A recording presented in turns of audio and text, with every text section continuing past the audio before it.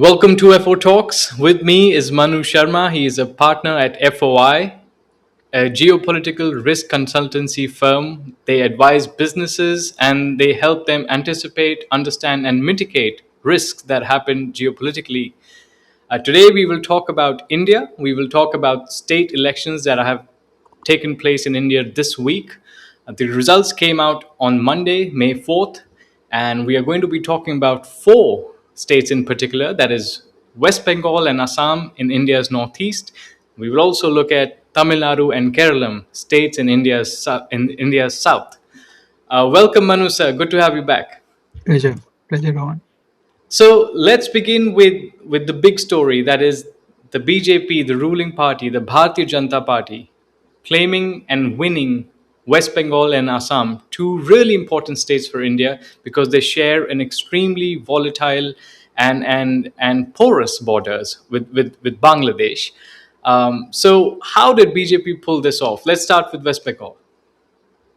Okay, so to the viewers, West Bengal is one of the Indian states that had a very colorful political past. So they've experimented and when we say state in the Indian context, that generally means a province or a subnational unit of governance, but a pretty powerful one. And these exist because India has a very diverse polity with multiple languages, multiple religions, and multiple ethnicities. And West Bengal is one of the larger ones and one of the key states when we talk about the defining the national polity. So West Bengal has had a very colored political past. They've experimented with communism. So they had democratically elected communist government for nearly 3 decades. Then that government was upstaged by uh, what in Indian politics can be called something of black swan. That is, an upstart politician called Mamata Banerjee founded a new party, a breakaway party basically, and then went on to win the election against the mighty electoral machinery of the communists. And then she went on to rule uh, Bengal for a decade plus. And now we have BJP, which was considered to be the polar opposite of the communism parties in India, especially because when it comes to their positioning on social and cultural topics, um, but And they've ideological. Let me just add, and yes, ideological. yes, indeed, indeed, particularly when it comes to matters like religion. Um, so, so BJP has romped home, and it is being argued that this victory has actually been supported by a lot of former communist cadres who basically switched sides and jumped from straight up atheism to the politics of Hindutva, which to the uninitiated is like let's say in Europe you might have a hardcore atheist communist party switching over to Catholic faith and joining a party aligned with the church. So it's that kind of a jump and surprising one, but definitely not impossible because Bengal has had a history. Because here's another interesting bit that the ideological guru, or one can call the ideological the ideological sort of grandfather of the BJP movement, the party that's won.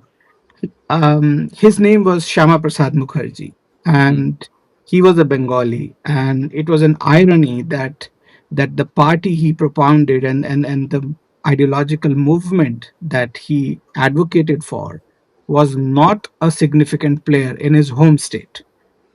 He's long gone. He's passed away way back, but I guess he But he Manu must. sir, I think that's been a constant with West Bengal because I actually wanted to talk to you Mm, about this. mm, You've worked extensively with the Sangh Parivar. So the BJP, for our international viewers, the BJP gets its ideological roots from the RSS, the Rashtriya Swayamsevak Sangh. And yes, one of the founders was Shyama Prasad Mukherjee from West Bengal, and still we didn't see, this is the first time since India's independence when the BJP has come into power in West Bengal. So yes, they might have had roots from there, but they never actually had the inroads. And this is not just about ideology and religion, because when you look at some of the brilliant minds that have come out from West Bengal, some of the economists, our Nobel laureates have come from West Bengal. Amartya Sen. Amartya Sen, Yeah. all the top economists of India have been from West Bengal, yet the economy of West Bengal has suffered the most since India's independence. So there are two things that come out from this: that a, the BJP is coming back to a place from where it, from a place that gave Shama Prasad Mukherjee, who kind of created the RSS, and two, despite having the top economists from the state, West Bengal never really had a good economy. So this duality that we're seeing is very interesting. See, this duality has its roots in what I describe as that ultimately any ideology's fate is not decided on the battlefield or the ballot box, but on the balance sheet. And if you look at the balance sheet of the BJP, the profit and loss statement, simply put, they've done. I Okay, one can argue that there are a lot of things that can be done better, but they've done better than most of their political opponents in how they govern the states and how they deliver infrastructure. Now, to our viewers who are not from India, there's a reason why the term third world is often used, because first world is, yes, first world, the developed world. What was the second world? The second world was the communist world, the world behind Iron Curtain. That wasn't really perfect, but it was still delivering something to its citizens. And then you have the third world, basically, whereby even the basics of what constitutes a decent life were missing. And India, in this respect, um, had a very hard time navigating basic infrastructure like electricity, like roads, like drinking water, like primary education. And this is where I think the brilliant minds that emanated from Bengal somewhere lost the track. That they uh, were absolutely amazing when it came to the theory of it, but the policy implementation, the praxis of it, that's where they suffered. So what happened was that we had basically a first world political system that is full democracy, full right to express yourself, dissent, whatever. But at the same time, when it came to the economics of it, we had some of the most unfree societies operating under successive regimes in West Bengal. And I think that's where people perhaps rebelled against whatever the establishment or whatever they thought the establishment was. And they gave a pretty different electoral result this time. It's a tectonic shift in Indian polity. We haven't had uh, Bharatiya Janata Party or its precursor, the Bharatiya Jansangh, ever be in the mainline contest Hmm. for leading the writers building. But I guess this time they've done it, and it will be a very interesting time period now to watch as to regarding the fate of Eastern India now, because the center of gravity for Eastern India revolves around Kolkata, and that has shifted. So this is very interesting shift in the Indian political syntax.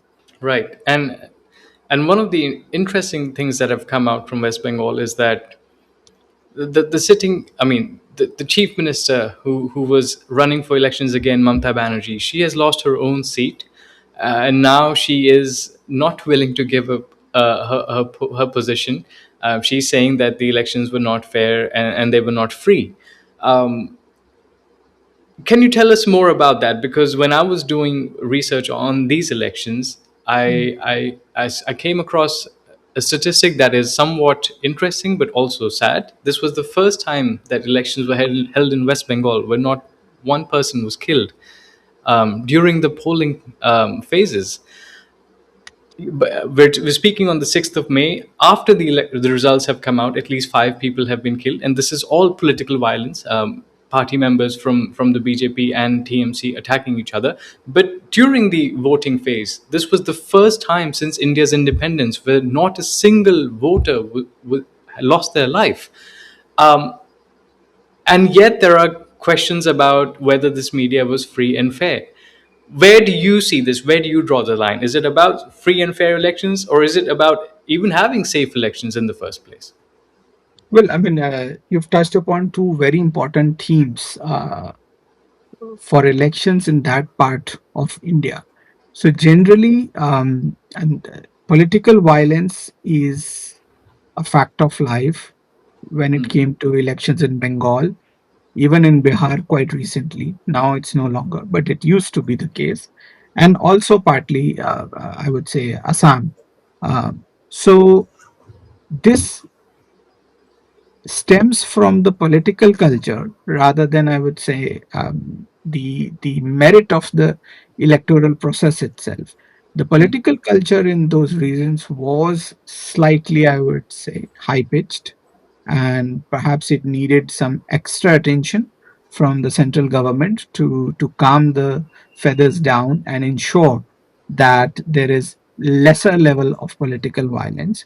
But you know, the fact that you mentioned about the outgoing chief minister saying that she won't resign. Now, the constitution is quite clear about these matters. There are two kinds of recourses available. The first one is that the governor, who is the nominal head of the state, um, would actually say that fine, you have chosen not to resign, you can go and prove your majority in the new legislature. And if you have the majority, you continue. If you don't, then your resignation is deemed to be automatic. So that settles the question about whether she can continue or not. The governor can always ask her to prove her majority at the floor of the House. The other question regarding the merit of the process itself, that will only be adjudicated by the constitutional bench of the Supreme Court. So the grouping of senior most judges of the Supreme Court of India will sit together and mull over the matter and pronounce their judgment. And the doors of the court are always open. But I sense that there's not much to be done here. You know, once you lose an election, and one can argue about bits and pieces, but largely speaking the election was conducted as per the norms, as per the word of the constitution. So I have my doubt whether she'll be successful. Politically, it's a different matter. Politically, she can take this thing to the people and say that, look, I don't have a good feeling about whatever went on, and perhaps in the next electoral cycle, we can have a good debate about it. Fine. That's every political leader's right. But beyond that, I sense that there is very little to prevent the formation of the new government, and I guess they will have their full term going by Okay, the let's move to the east of West Bengal, and to my state of Assam. I was born in Assam. I was born in Tezpur, so I have some roots from Assam, and I've always been very fascinated with Assam because, though yes, I was born there, but I didn't live there for a while. But I have traveled to the state. I have seen things extensively. I've seen changes that the current government, the BJP government, has brought into the state, and they've come back with even a bigger margin this time than they did in 2021. Now, two things that really played out in their favor was, number one, as you always point out, is infrastructure. The infrastructure in Assam has been completely overhauled. You've got bridges over the Brahmaputra that cut down travel time from 8 hours to just 1 hour. That's very fascinating. And number two is safety. Now, for our international audience, they must know that for about 2 decades, Assam was engulfed in insurgency and violence against not just the state but also against ordinary citizens. There was a group called the ULFA, the United Liberation Front of Assam. They had their own agendas. They were demanding separate kind of political powers. They were not granted that. They were eventually defeated. Then, towards northwest of Assam, you had Bodoland. You still have Bodoland. You had the BLT, the Bodo Liberation Tigers, and they were largely in these districts called Kokrajhar, Chirang, Bongaigaon.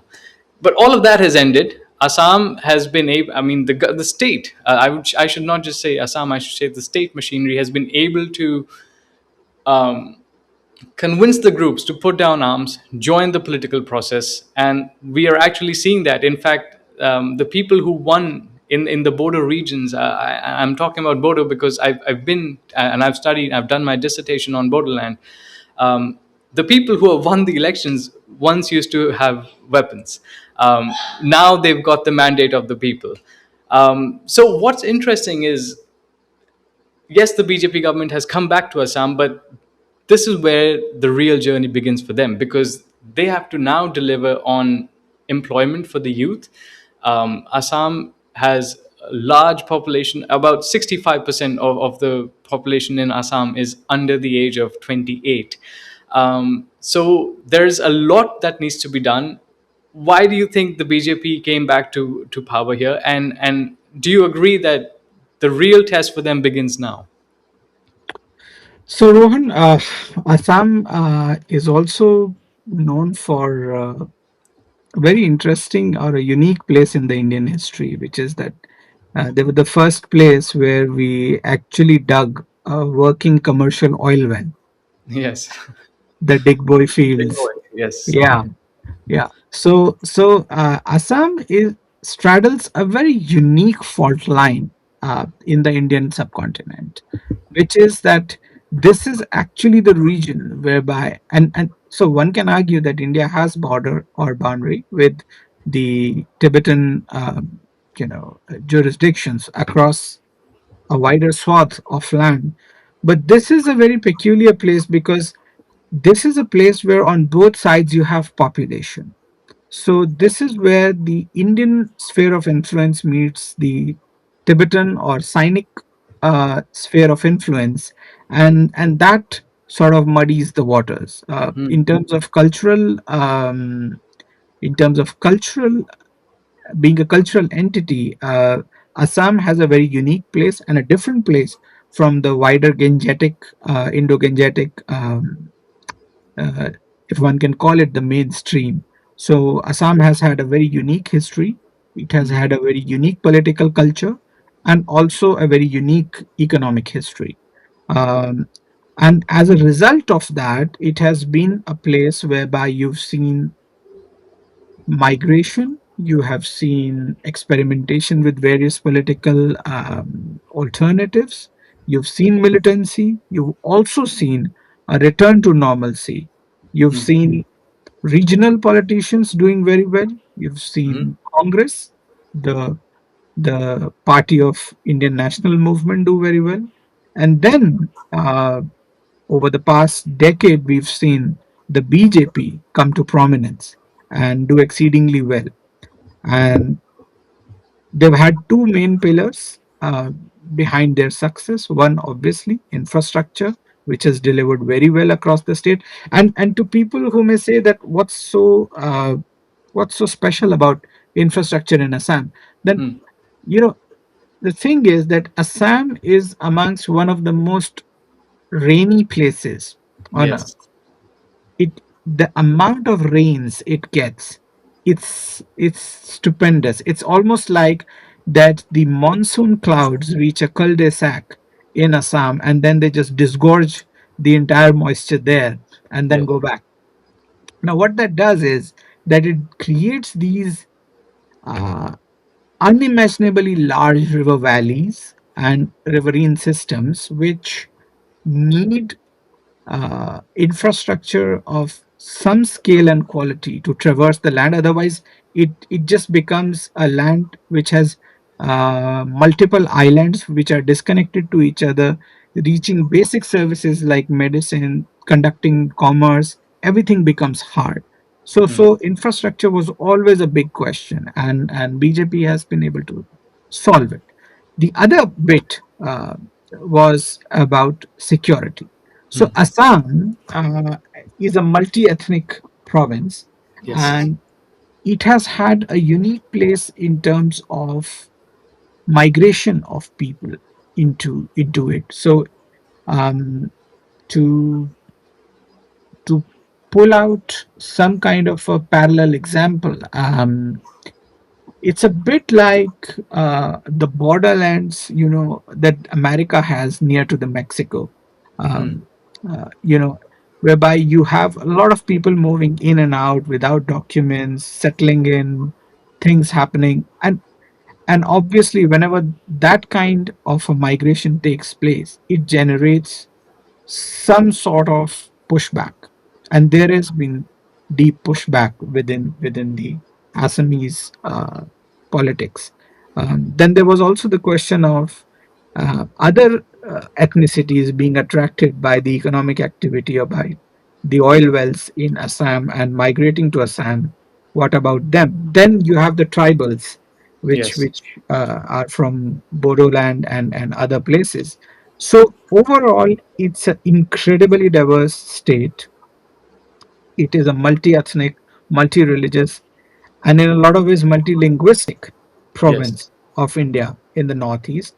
Population-wise, I think it's the largest in the northeast, Yes. um, and and and strategically the most important one, because if you have to sustain air bases, as Rohan was alluding to, or even terrestrial army, you need population mass, you need center of gravities that are well populated and can act in the supporting role. So Assam is sort of the nucleus of the Indian state in the northeast, and that's why it's a very critical state. And what we are witnessing is continued political stability over the past decade over there. We are also witnessing decent infrastructure development, which has led to, I would say, uh, pacification of the militant, I would say, militancy adjacent streams, political streams. So they've been sufficiently pacified. They've joined the mainstream, and what we're witnessing is an Assam that is leading the rest of the Northeast, into some kind of a higher economic trajectory because of the political stability that it is witnessing. And it's a self-reinforcing cycle, because with better, economic, with better political stability, you have better economic performance, and that leads to again reinforcement of political stability, which reinforces the economics of the region, and it's a virtuous cycle. So all in all, good for the state. Right. Manu sir, one of the interesting things that happened was when this election season was on, Indian Prime Minister Narendra Modi extensively conducted rallies in both West Bengal and Assam. Him eating jhalmuri, a local snack in West Bengal, went really viral. Of course, the snack is eaten in other states as well, but Yes, it's got a special place in West Bengal. He also conducted rallies in Guwahati, and in other smaller towns in Assam as well. So a lot of people, a lot of analysts say that yes, that played a major role in the elections in West Bengal and Assam. But now when we come to South India and we look at Tamil Nadu and Keralam, now Tamil Nadu has been a state where the BJP has been trying extremely hard to make inroads, and despite their efforts, they've not been able to get the results they want. And yes, Prime Minister Modi did conduct a lot of roadshows in Chennai, in other cities in Tamil Nadu, but this time they were completely wiped out. I think they just won one seat in entire Tamil Nadu. Now, how is this? Can you explain to our viewers this dichotomy of India where You've got the Northeast, where there was an impact of Prime Minister Modi, and then you've got South India, where in Tamil Nadu the BJP won one seat, in Keralam they won three seats. So it's not like the Prime Minister didn't conduct roadshows in these two states as well. He did, but the results were abysmal for them. How does that happen? Okay. So uh, there's a very interesting effect or a phenomena that's witnessed in Indian politics, which is the bandwagon effect. Uh, and to anybody who wants to understand the even the Indian market, the economic market, it's important to understand this phenomena, which is that if you have a brand or if you have a product that's doing very well, being a low trust society in India, everybody bandwagons and shifts to it. So, for example, if you have the Maruti Suzuki car selling well in India, people will say, "Oh, yeah, this is a reliable car, and I can be assured of its after sales service, I should buy this because it will be hard for any other brand. Maybe they are in India today, tomorrow they just fold to the shop and go. So the bandwagon effect is pretty prominent, and that is what happens in the elections too. So when people see that you have an electoral contest in which there are two to three maybe prominent parties and BJP is none of them, so they then don't vote for that kind of an option. They say, okay, let me just choose amongst the most prominent side and try and influence that process rather than go and vote for someone who doesn't even have a chance to be in the top three or four. And that is what happened to the BJP, and BJP is no stranger to this kind of political drubbing, if one may say. um, they've had times. I mean, West Bengal is a very good example. So they always had that latent vote share in West Bengal, even in the times of the communists. But what used to take place was that they would tell their cadres that, look, guys, we are not going to win. Okay. So, but we do have these two folks in the fray, and we can choose to divert our votes to either option A or B and influence the political narrative from the back room. And that is what used to happen. I sense something similar happened in the current elections too. So when the prime minister was actually conducting rallies, when he was meeting voters, when he was addressing the voters, the primary aim wasn't to just basically say, okay, how many seats will I win or my party will win. The primary, I would say, logic behind that sort of a political outreach was to build the muscles to and to later flex them when a critical size is reached. So as of now, going by the past, BJP is in the phase of building itself in those states, and depending upon the mood of the electorate, it will reach past a critical mass, and in maybe in the future become a viable player in the polity, or maybe not. But the aim of the BJP, it seems, is very clear, which is to build itself up and to think of elections in terms of decades and not merely this cycle or maybe the next one. So when they plan, they generally plan for like the decade and the next one ahead, and they've done this successfully across various states, across various cultural zones, if one may argue, and they've been rather successful at it. Yes, but the elections in Tamil Nadu have shocked kind of everybody, because a new party led by an actor, Vijay, has won big time, and they've really dethroned the two so-called grand old parties of Tamil Nadu. So we've got the TVK, the Tamilaga Vetri Karagam. They won 108 seats. They're 10 seats short of a majority. Mm. So yes, right now Vijay has to start playing his diplomatic cards and reaching out to parties to form a government. But then you had these two main parties in Tamil Nadu, the DMK, the Dravida Munnetra Kadagam, and the DMK-ADMK, which is the All India Anna Dravida Munnetra Kazhagam. Now, Yeah. both these two parties have had like a musical chairs in Tamil Nadu. One goes in, the other comes out. So people had kind of gotten accustomed to it. They were used to voting either the DMK or the AIADMK. This time they said none of that. We will go with the new party. We will go with an emerging party. And I spoke to my friends in Tamil Nadu, and they said the reason TVK won is because they really captured the social media game, and the because the actor comes from the industry, he was able to capture eyeballs with interesting reels, a lot of political commentary, a lot of satire commentary, and people were also looking for a change. And this is despite the fact that the DMK under Mr. MK Stalin delivered some of the best growth rates for Tamil Nadu. Tamil Nadu's GDP grew at 16%. That's phenomenal for any state in the country. So now my question to you is, what do Indian voters even want? I mean, half the time people are saying, okay, we want a good economy, we want jobs, we want employment. Now, he did deliver on all of that. Tamil Nadu has got India's mobile manufacturing capacities, it's got India's best automobile manufacturing, it's got solar manufacturing. I mean, Tamil Nadu's got everything, and yet people vote him out. How do you even how do you even explain this to somebody?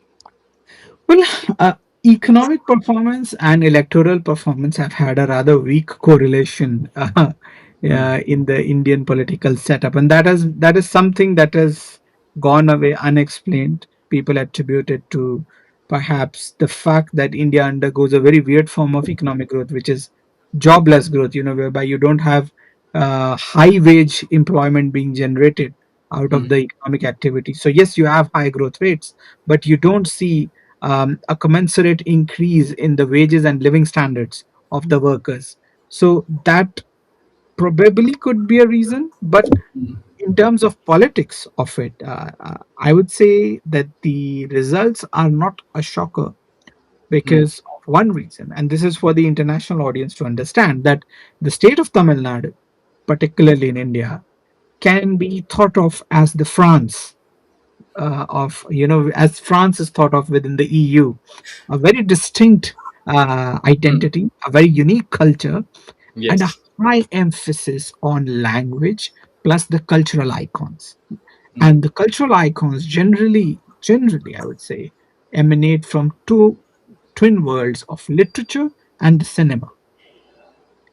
And that's why you see a lot of poets and writers do well in the politics there, and also you see actors do really well in politics of Tamil Nadu. Hmm. And we've seen the times of MGR, we've seen Jayalalitha, we've Yes. seen and when it comes to writing, we've seen Mr. M Karnanidhi himself, being a poet of repute, become a very fine politician of his day. So overall, Tamil Nadu has a very unique political culture, which has a strong emphasis on the cultural icons emanating from literature and also from cinema. And anybody who wields certain kind of charisma and is also from these twin orbits, they have a very good chance, I would say, of doing well in the Tamil Nadu politics. And we've seen yet another example.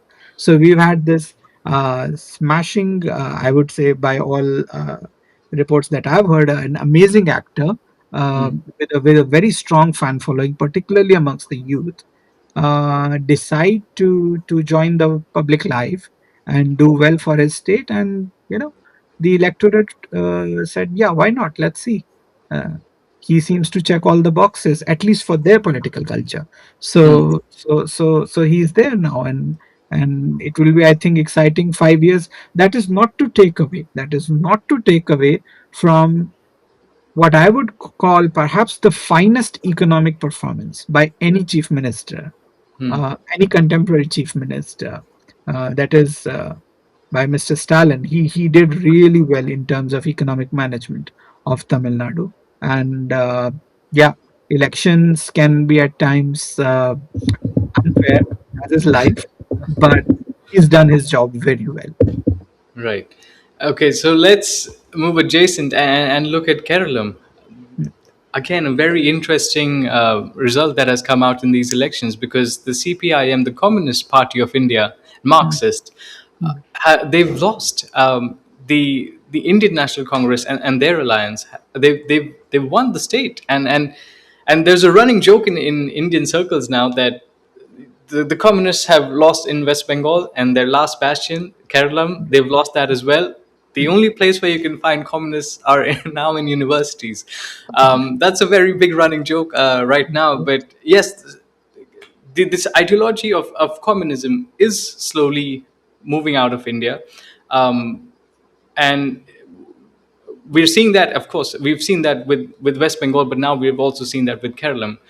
How do you think this is going to play out for Congress? This is a major boost for them. I mean, it's a party that has performed poorly in West Bengal. They got zero seats, and in Assam they were at number two, but they were they were behind by more than 60 seats.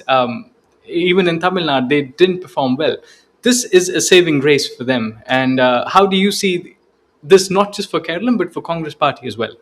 See, for a party with pretensions to the throne of Delhi, to not even win one seat would have been a disaster. So Mm, at least they've done well in winning Kerala back.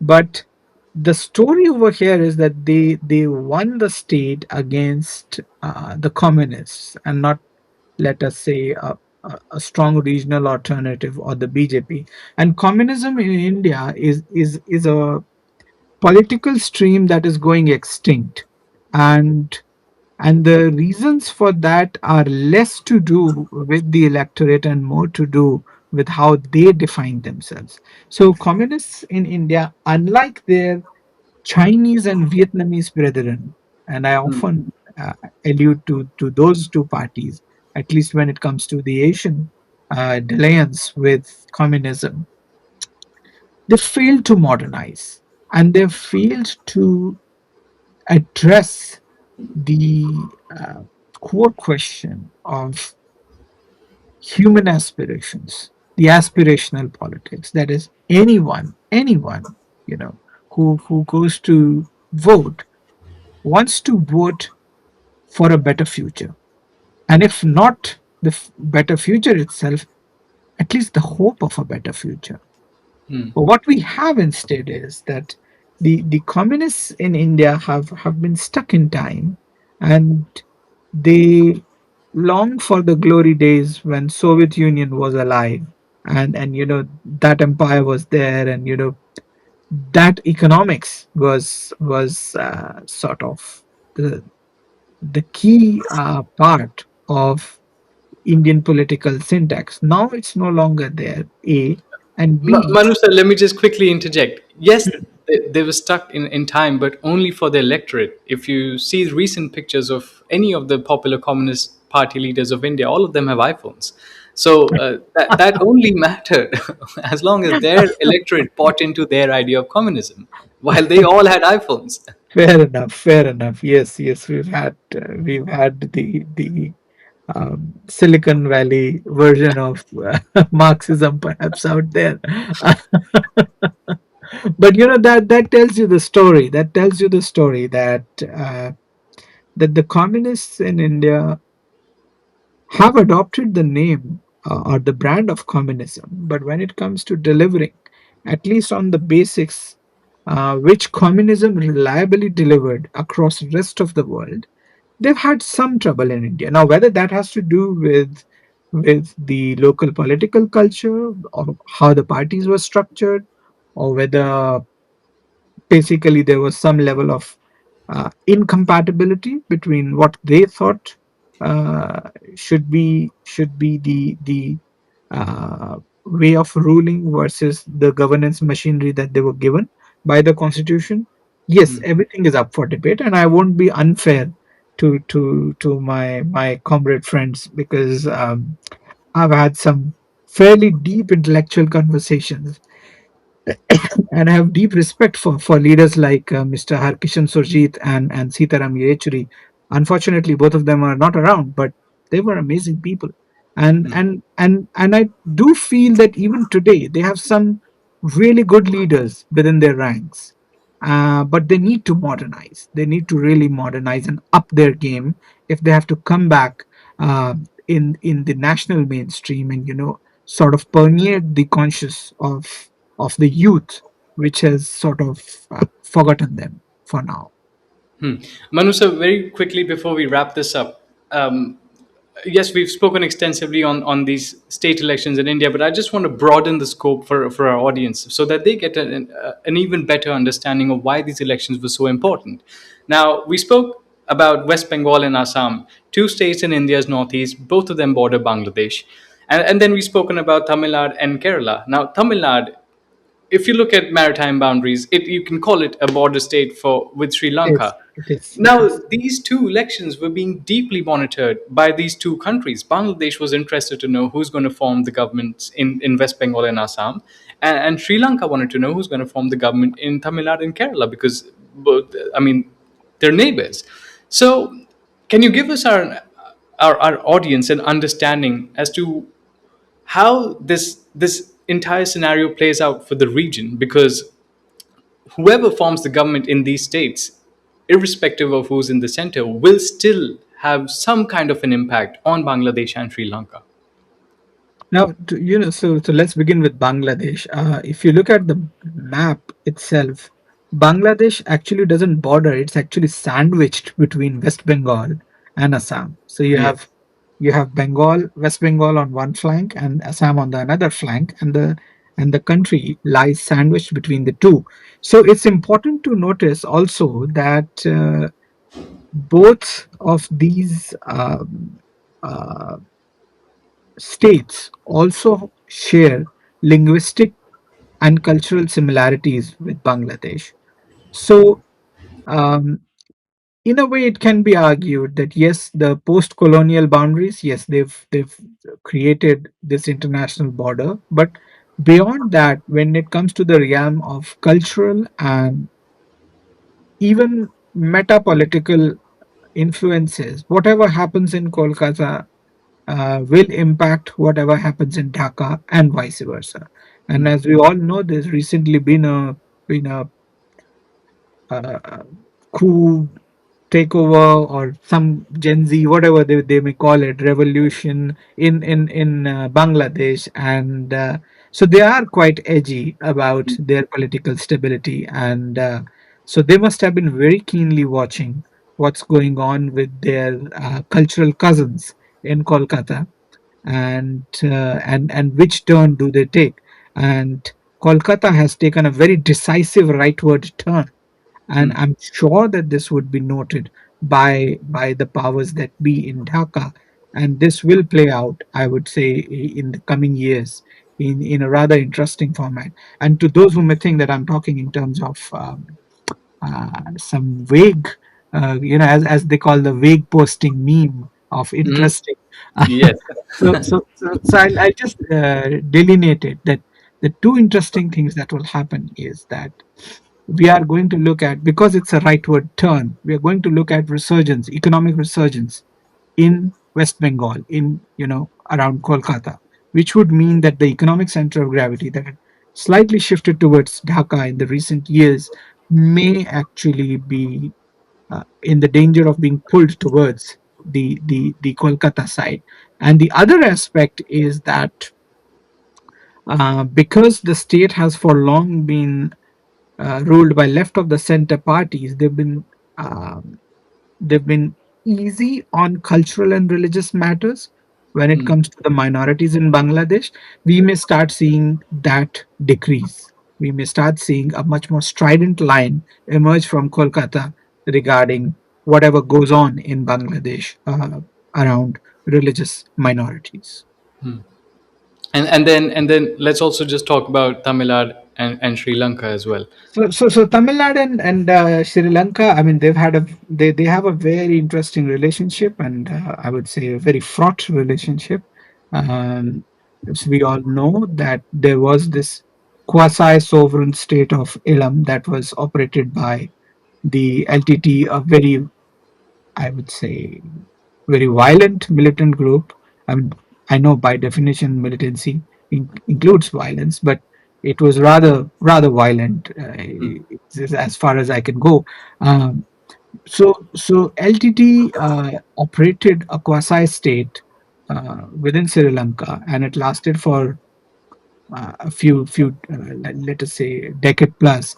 Um, so for them, any political upheaval from the usual status quo uh, does make it a event that needs to be monitored and to see whether there is some kind of a rising tide of that political stream, you know again undergoing resurgence or rejuvenation and then landing up on the shores of Sri Lanka. So for them it becomes actually a question of their own political stability, which they believe that they've fought really hard to Hmm. achieve. So all in all, I would say they will be interested, but for now, I don't see any particular reason for them to really be looking at certain specifics. For now, it doesn't look like that there is any appeal to that political stream or thought. For now, within the politics of Tamil Nadu, they have their own questions, they have their own aspirations and problems to address. So for now, it doesn't look like it's going international.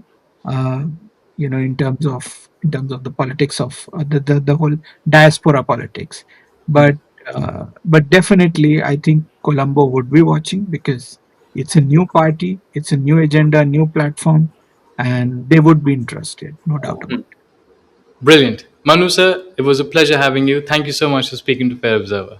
it. Thank you. Join the conversation at Fair Observer and subscribe to our YouTube channel.